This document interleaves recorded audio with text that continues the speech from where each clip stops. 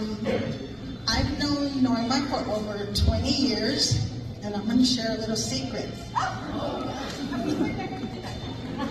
Nalani's daddy is the one that told me that Norma was expecting.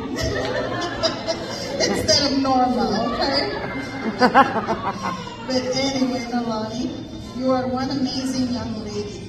You are so good to the people in your life. When you give, it's easy to see that it comes straight from the heart.